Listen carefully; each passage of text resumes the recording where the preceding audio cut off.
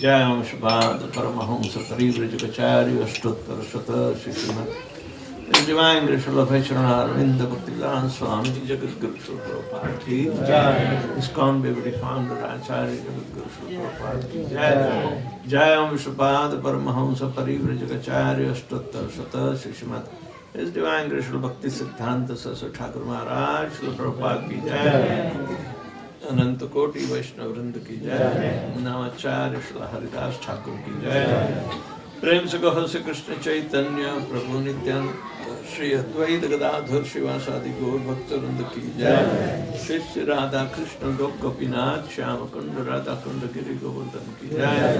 ब्रज में वृंदावन धाम की जय। नवदीपनापुर धाम की जय, जगन्नाथपुरी धाम की जय, गंगा माई की जय, जमुना माई की जय, भक्ति देवी की जय, तुलसी महारानी की जय, समावित भक्त वृंद की जय, जय गौर प्रेमानंदे। All glorious assembly, all glorious assembly, all glorious assembly, glories to Shri Shri Guru and Shri Ram.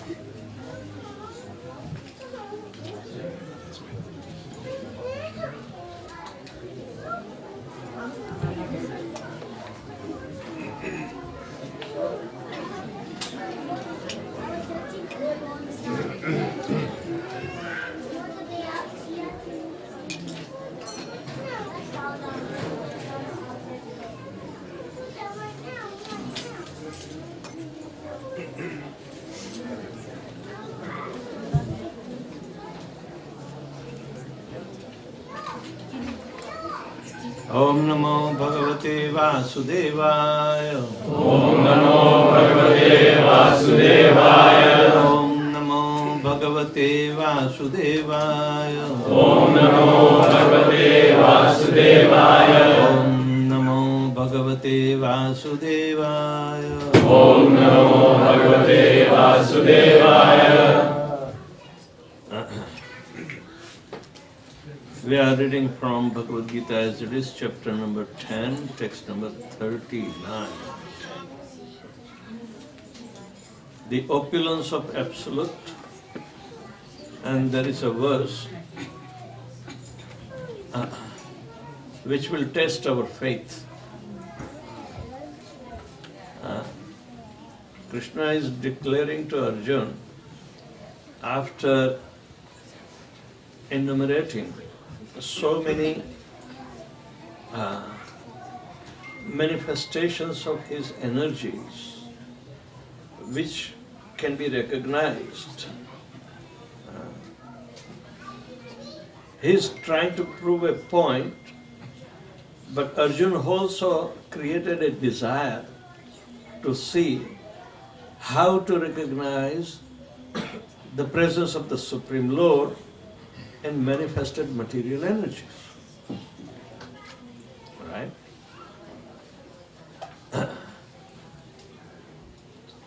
We may think, yes, as a Jeev, because Krishna says that we are part and parcel of Him, we put our faith. Krishna says so many places that I am the seed-giving Father, and at the same time we try to also mutter, because Krishna says that we are His Amsha, Mamayivamsho Jiva Loke Jiva Bhuta Sanatana. And we created a belief system of Sanatan Dharma. But then people started also giving different definitions according to their perception, what is Sanatan and what is not Sanatan. So, the premise is only that, is faith only required to believe Lord Krishna? Or understand Lord Krishna? Or live our life on the basis of that? Because we are born in the land and the scriptural injunctions are our guidelines, and we think, or we may study even Bhagavad Gita. But here Krishna is telling something which we'll have to ponder. So 39th verse, he is telling, Yacchapi sarva bhutanam Yacchapi sarvabhutanam Bijam tadam Arjuna. Bijam tadam Arjuna Na tadasti vina yatstyam. Na tadasti vinayasya Yan maya bhuta characharam. Yan maya bhuta characharam Yacchapi sarva bhutana. Yacchapi sarvabhutanam Bijam tadaham Arjuna. Bijam tadam Arjuna Na tadasti vina yatstyan. Na tadasti vinayasya Maya bhutam characharam. Maya bhutam characharam Yacchapi sarva bhutana. Yacchapi sarvabhutanam Bijam tadam Arjuna. Bijam tadam Arjuna Na tadasti vina yatsyan. Na tadasti vinayasya Maya bhutam characharam. Maya bhutam characharam. The translation and purport by His Divine Grace A.C. Bhaktivedanta Swami Srila Prabhupada. Furthermore, O Arjuna, I am the generating seed of all existences. There is no being moving or non-moving that can exist without me. Being, moving and non-moving beings. Nothing can remain independent. They all exist upon my existence. Srila Prabhupada says in the purport, everything has a cause. And that cause or seed of manifestation is Krishna. Without Krishna's energy, nothing can exist. Therefore, he is called omnipotent. Without his potency, neither movable nor immovable can exist. Whatever existence is not founded on the energy of Krishna is called Maya, that which is not.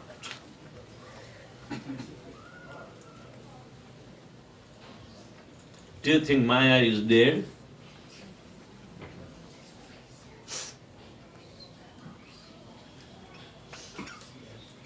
Prabhupada says that whatever existence is not founded on the energy of Krishna is called Maya.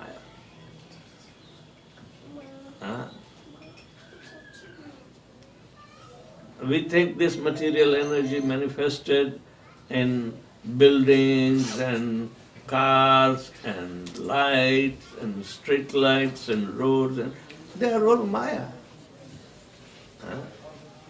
Nonetheless, their existence is somehow or other dependent upon Krishna. Right? So, living, and in the living there are two categories, chara and achara, moving and not moving.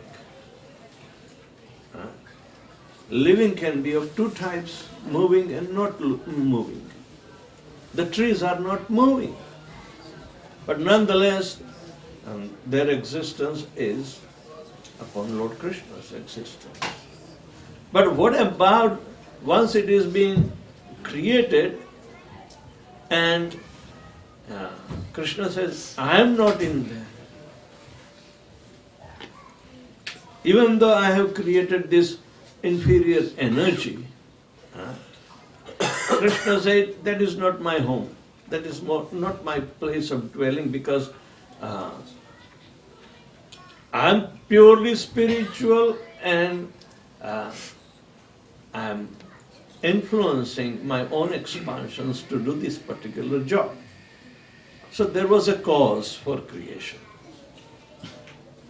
Cause for a creation. For eternity, there is no cause because it's ever existing. There is no question. The question arises when we see something which is not steady, which is not fixed up. If it is fixed up, for eternally, then where is the question of its cause? It is there, and it is going to be eternally the same, without any change. And we think that trees are also fixed up. But how long? When we say sthavaram and jangamam, sthavaram means those who are situated at one place, even though they grow, become big, they fructify, the seeds are going to be distributed, and more trees will be coming somewhere else. And they also dwindle and disappear. So they are living beings, but they may not be moving. But at the same time, when we consider this earth, water, fire, air, ether, these 5 gross elements, what do we consider? They are moving, not moving. They are not moving, they are there. So therefore, what about them? Do they have to depend upon Krishna?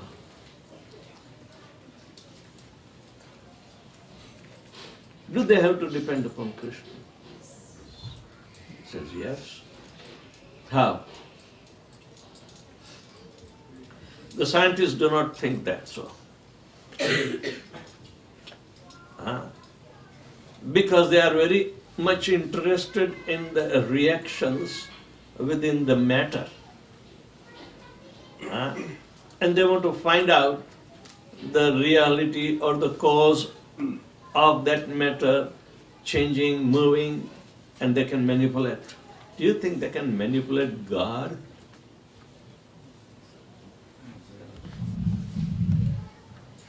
God's energies is termed as the Brahman. But the regulatrix Brahmano, he pratisthaham, Krishna says, it is depending upon Lord Krishna. Brahman contains both spiritual and material energies. Spiritual energy in the least way we can understand that atomic particles, they are chitkanas, the Shastra says, and at the same time, this is the size of even the soul, which is very particular in nature and very small, the small, you know. So, we can understand about those who live, they have connection with Krishna. But Krishna says, the dead matter is also generating from him. And that is called Achitkana. And Brahmajyoti, or the farthest expansion of Lord Krishna, the impersonal aspect, is the dead or non-moving. We think it is non-moving. Or, in other words, that dead matter cannot act on its own. But scientists are baffled there too. Even if you check the dead matter and the most basic particle of the dead matter is a very highly surcharged particle by the electron moving around it. So what is the nature? What is the nature? It is same as spiritual. Spiritual energy can generate material energy. Material energy cannot generate spiritual energy. So why we are so much attached to material energy which is not generating the spirituality? So why should we develop a atheistic vision like the scientist that will not give any credence or proof of the cause of all causes? They fail. Are we supposed to respect the dead matter? Yes. If you abuse the dead matter, who will be at loss? Our bodily conception of life will be at loss. Means it's a destruction. If we abuse the nature, the earth, water, even the fire is being abused nowadays. Ask North Korea, what are they doing? Sending missiles and just to threaten somebody. Fire. They are playing with fire. Air and ether are already polluted. The ethereal aspect of the ozone layer is in a big question. That we think that we are mastering the universe. We are not the master. Scientists do think, but it's an hallucination. They want to explore both the extremes of universes, far-fetched, but they are baffled. And they want to split the atom and find the God particle. That is also another extreme which they are failing. 4 years back, when they first split and brought out the photograph of a Higgs boson particle, they think they captured God particle. Because they want to see cause of all causes. But atheistic people think it is completely, obnoxious that we have to ascertain everything on God. This is the nature. They are envious people. They don't want to understand the apare mitastvanyam prakriti viddhi me param jiva bhutam mahabaho yedam dharyate jagat. There's another kind of nature, and the manifested nature, and it is superior than this earth, water, fire, and ether. When we see Mother Nature, we exploit it so much because there is some value. There is some value. Soil erosion, just to dig out some gold, is so much rampant in South Africa that simply you see nothing but dust mounds.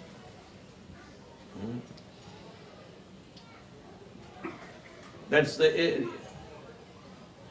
And the humanity aspect is completely ignored, which is not sentimental issue, but it pertains to the jiva. So atheistic nature is not sparing even the achitkana or the dead matter, which is also coming from Krishna, neither the living entities. Those who are polluter or abuser of Krishna's energy, they themselves are going to become victim, but at the same time, they are not well-wisher of anybody. So materialistic life, Prabhupada said, and especially the technology and this, what we are developing, is going to boomerang against our own reality. Krishna says, everything is existing on my nature. Aham sarvasya prabhavo matta sarvam pravartate. If you accept this process and understanding that Krishna is imparting, that everything is generated from him, And everything is even further expanding on his basis. Scientists do admit that universes are continually expanding. There is no end. Because they are baffled. So, in the microscopic level they are baffled, macroscopic level they are also baffled. So why do we have to trust them? Huh? A little vehicle is a miracle. Huh? That is completely against the law for humanity. Against. We have to give credit to the maker of not only material world but the spiritual world, where he is always there. Because somehow or other we are also being thrown into the material world, even though we are spiritual in nature.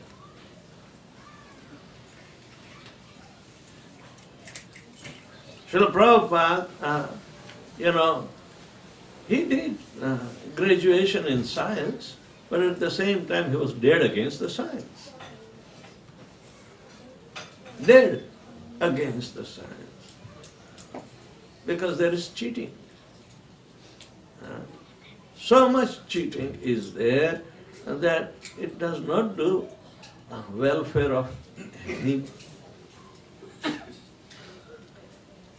Krishna is telling both Chara and Achara, they are generated from him.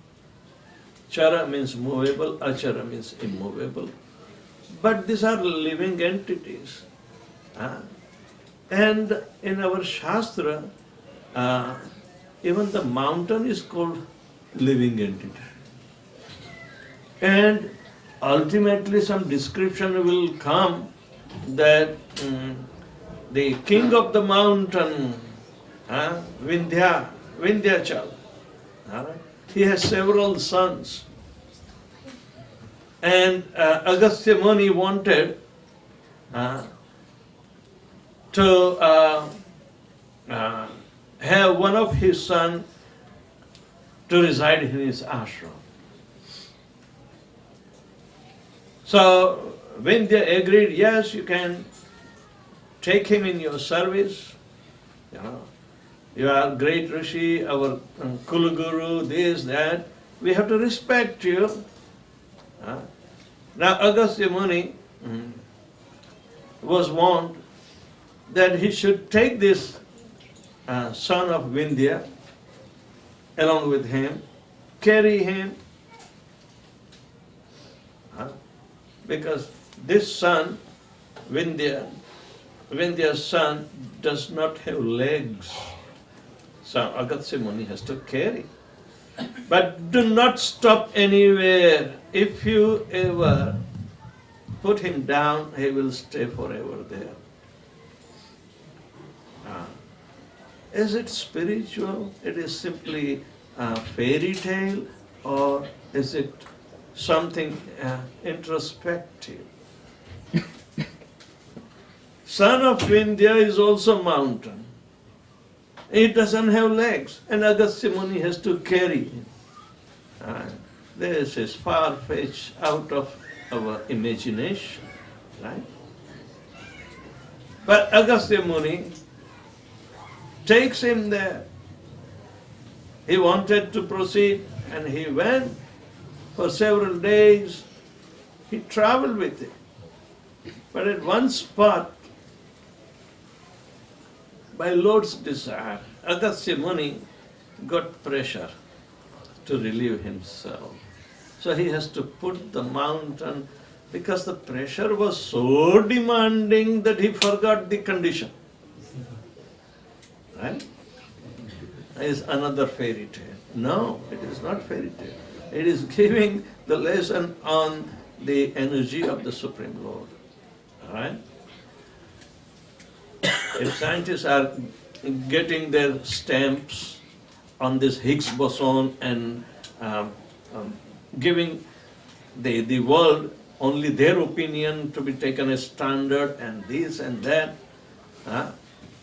why are they wanting ownership of little knowledge which is not even complete? Why are they rushing for putting their paper and the name? And in Bhagavatam, this story is, even though so much, creating a kind of fancy, but don't take it blindly. Understand the reality of the spiritual potencies. So, Agastya Muni, a very powerful Muni, he was able to carry the son of Vindhya on his shoulders, but somehow or another, after some days he was feeling so much pressure and he has to rush to bathroom. There is no bathroom available anyway. So, but nonetheless, out of the pressure of Prakriti, nature's call, he had to put him down. And he said, you should obey, okay? Do not betray me. I'm going to carry you further. And Vidya say, yes, sir. And Agastya Muni goes for a relief and filled up the whole ocean. He can drink up the ocean and he can fill up the ocean. Isn't it very fairy tale? We do not see what is the allegory. But no, it is not. So Agastya Muni came back, and somehow or other there is a betrayal. The mountain decided not to move. Not to move. And Agastya Muni said, I will curse you. Move, let's go. I will accept your curse. Agastya Muni said, you will start reducing every day or every week. How many? 2 sesame seed size of that distance. The mountain said, no problem. Now, please try to understand, this was the story of Govardhan. This was the story of Govardhan. Seemingly,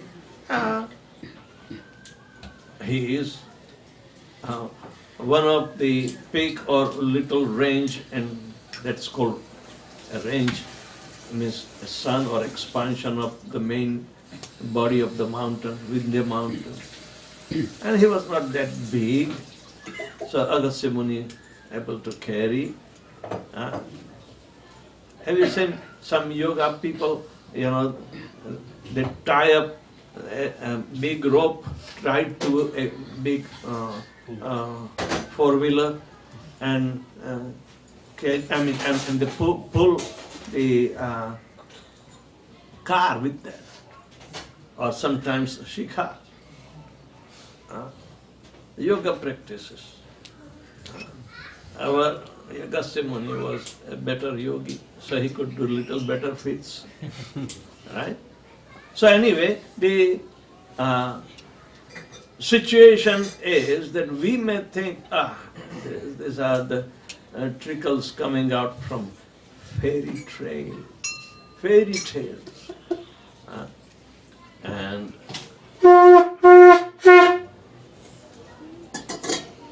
we think, wow, take it for granted because we believe. It is in Bhagavatam, it's in other literatures and Puranas. Should we take it for granted because we believe? We should not discuss anything what is this energy situations. Bhagavad Gita teachings, they are primary teachings to understand the potency of the spiritual nature and potency of material nature. All right? Here we are trying to see that Lord Krishna told Mahavishnu to come and appear as a mountain peak and witness his pastime. Oh my God. He also gave order, Brahma, that when he descends in this Dwapar Ante, you become another mountain peak. He told Lord Shiva also that you also become mountain peak. And this Brahma, Vishnu and Shiva, these are the three Gunavataras of the Supreme Personality of Godhead. They are in charge. They are in charge of the controlling aspect of the three particular modes of material nature. Mode of goodness, mode of patience, and mode of ignorance. So, this is how the establishment of Govardhan as the Lord Vishnu himself, but in charge of mode of goodness, has been there. On the other behalf, Indra, the king of heaven, who became outrageous because somehow Nanda Maharaj did not pay oblations and his share for the Indra Puja because of Krishna's brainwashing his heart. Krishna brainwashing. Okay? And he gives so many arguments of all the different philosophies. An atheistic philosophical argument is there, a Mayavadi philosophical argument is there. The little child Krishna is trying to convince, and these arguments are done by Supreme Personality of Godhead. And the absolute truth, how to coerce somebody to make him accept. It's not only a little child's talk in broken language and we become enamored. Look at that. He is going to be a great orator. Even though that word will be good enough in enlightening us. But now, Giriraj Maharaj, Govardhan, when he will speak, because they offered him Krishna's expansions, and ultimately his particular expansions, separated expansion and his swamshas means his own expansions. These terms are not boring, but they are specifically designed to make us understand the reality of Krishna. All the avatars are Krishna's personal expansion, but Jiva, we are his separated expansion. For separated expansion, when they come in the material nature, mode of ignorance cover us and make us full. Make us full. And therefore, foolish people keep on talking against Krishna. They think matter is all in all. They want to look for life on other planets because their knowledge is filled with errors. Their knowledge is filled with errors. We have a habit to estimate anything and everything on our faulty sense perceptions. Do you know we have 4 defects? Which are 1. Imperfect senses. Imperfect senses, what you will generate? If we have imperfect senses, have you ever compared the vision of an eagle with yours?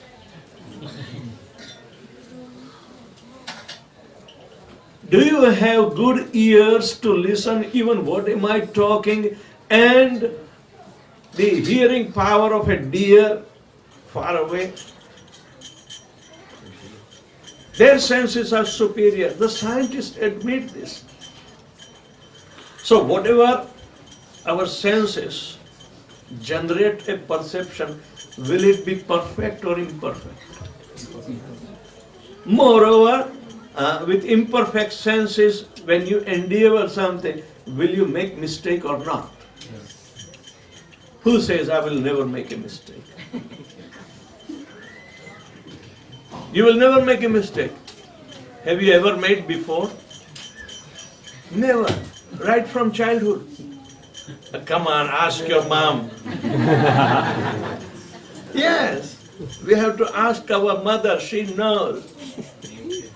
If there were mistakes that you put it into me. No, mistakes are inevitable. And have you been ever illusioned? Maybe. Eh? Maybe. Yes, very close. Prabhu.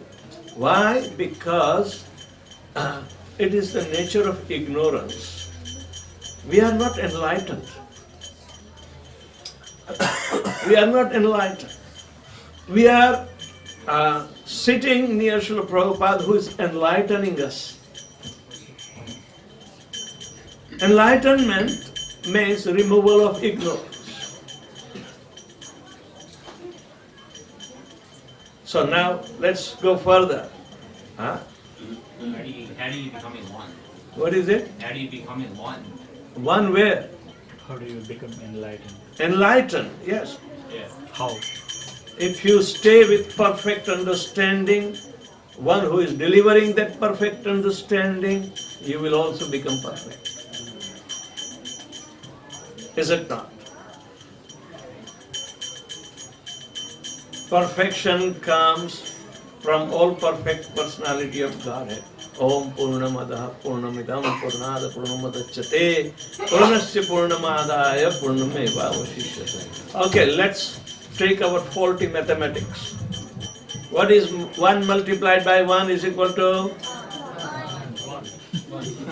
What is 1 divided by 1 is equal to?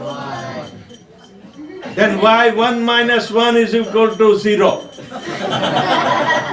Why 1 plus 1 is equal to 0? I mean 2. See, imperfection. More we get older, more we become imperfect. It's a forced by mode of ignorance. Limitation. Huh? So we can't vouch on our own integrity. We have no credibility. Where is the question of integrity?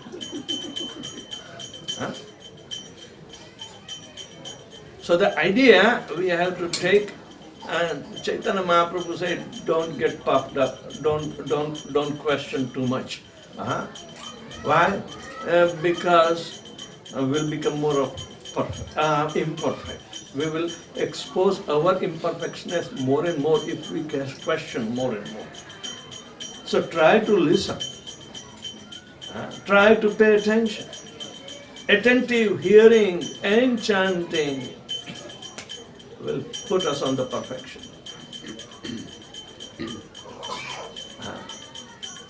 Spiritual mathematics is based on that one supreme absolute truth. Because he is perfect.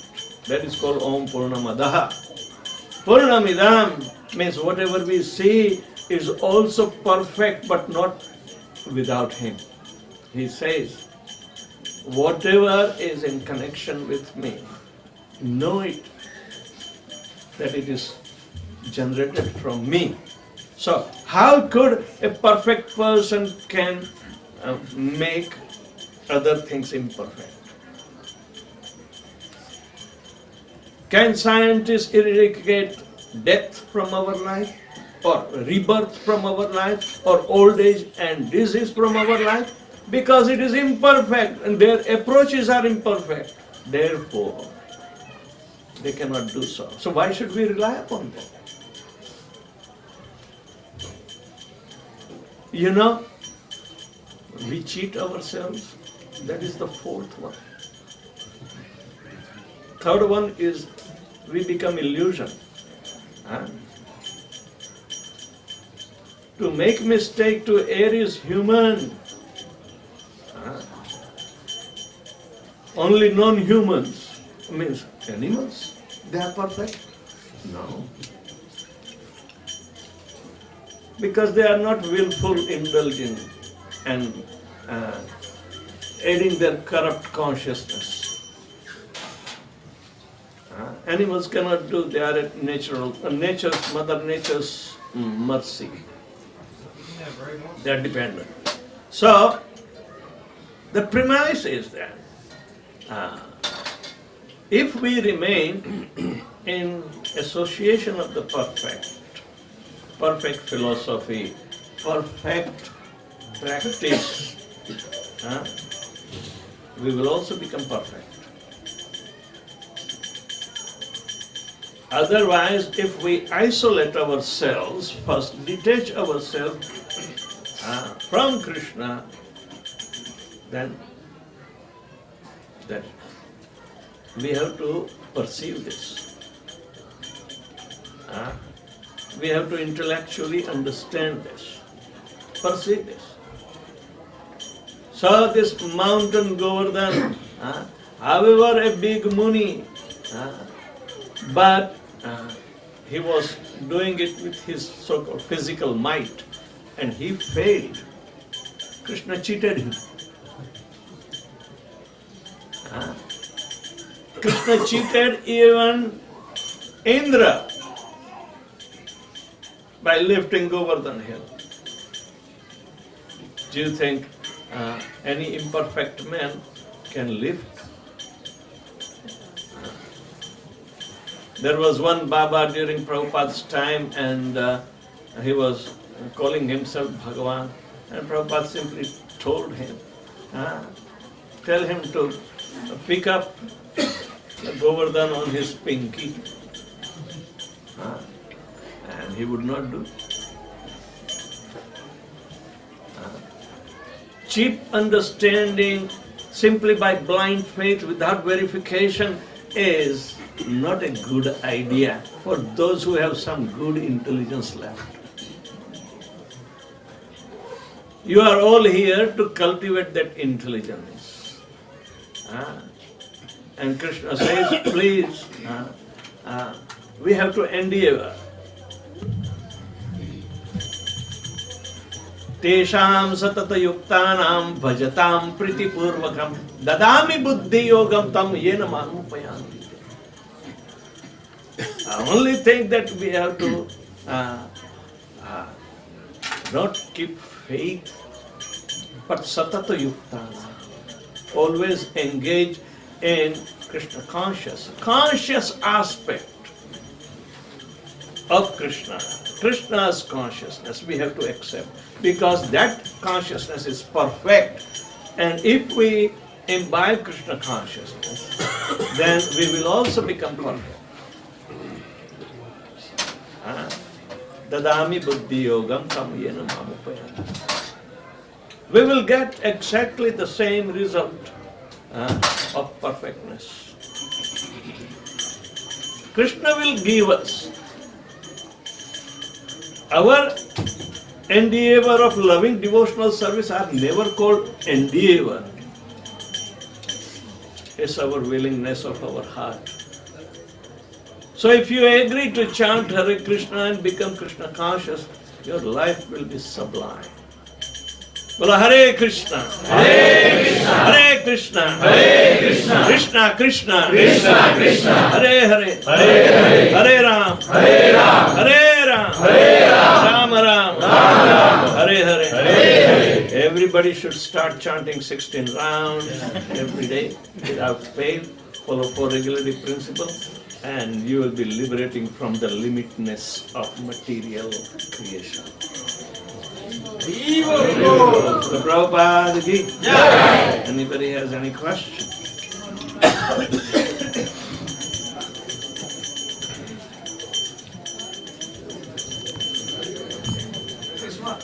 There's no time for questions.